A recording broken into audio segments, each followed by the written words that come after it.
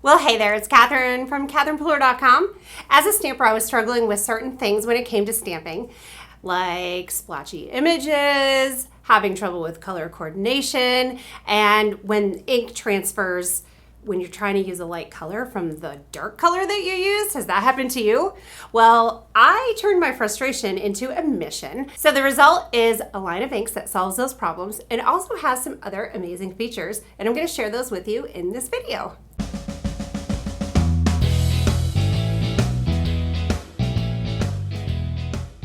So the first problem I set out to solve was color coordination. So with Catherine Puller inks, you're going to find two lines of colors. The Party Collection. These are all bright, vibrant, saturated ink colors, and the entire line was made to go together. Then we have another line. Those are all on the right.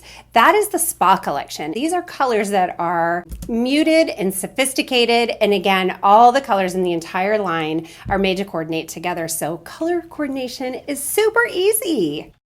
Next up is solving the problem of splotchy images.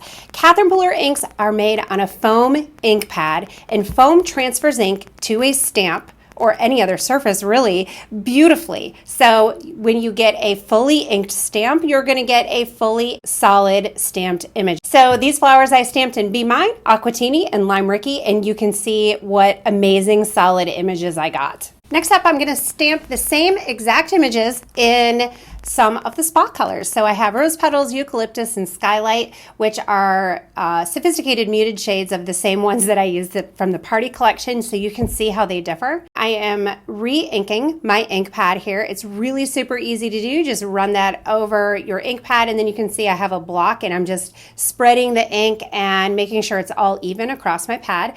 You can see how easy these are to stamp. Two light touches on the ink pad there, and I got full coverage.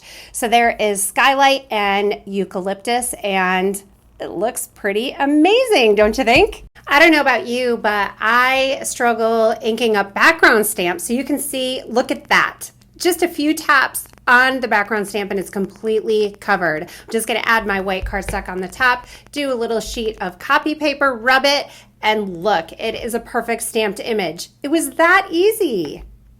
I used to have trouble getting a clean, solid, light colored ink once I stamped in a dark color because the color or the ink would pull the residue off of my stamp onto my light ink color.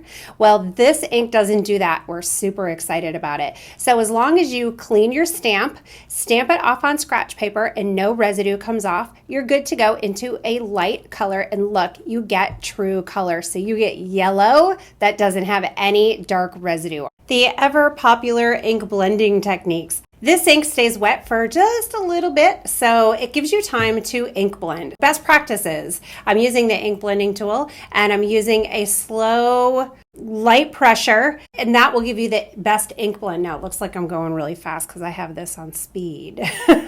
But patience, and you'll get a really gorgeous blend. This ink is also water reactive, so a little bit of water just flicked on your sponged background, let it react for a minute, and maybe even mop it up with a little paper towel, and you're going to get a gorgeous splotchy background look. Speaking of water reactive, you can also do some really cool water coloring techniques with it. I am taking our largest block, I am dabbing some Something Borrowed and Flirty Fuchsia on it, just spray it on some water, and then I have watercolor cardstock, and I'm just going to dab it in there. I'm going to heat it with my heat tool to speed up the drying, and then I'm going to dip again. I'm going to heat, I'm going to dry, I'm going to dip, I'm going to heat, dry, dip, back and forth. And doing it this way just builds up layers of color, and at the end you're going to end up with a really gorgeous background that you can use for die cut pieces, backgrounds, all sorts of wonderful things.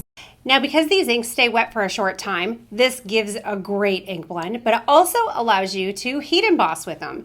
So I always make sure my embossing powder is ready to go so that I can pour the embossing powder over right after I stamp. They do dry fairly quickly, but again, like I said, you have just enough time to throw embossing powder on there. So on the left, I have clear embossing powder. On the right, I have Wanderlust, which is a clear embossing powder with gorgeous glitter in it. So I'm just going to heat it, and you can see really quick it starts to change. And now I have a gorgeous Tutti Frutti embossed flower.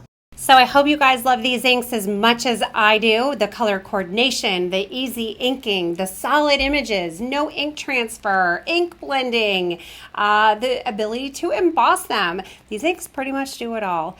Be sure to check them out in our shop at shop.catherinepooler.com and subscribe to our channel for more video tutorials and lots of creative inspiration. And thanks for being here. I'll see you soon.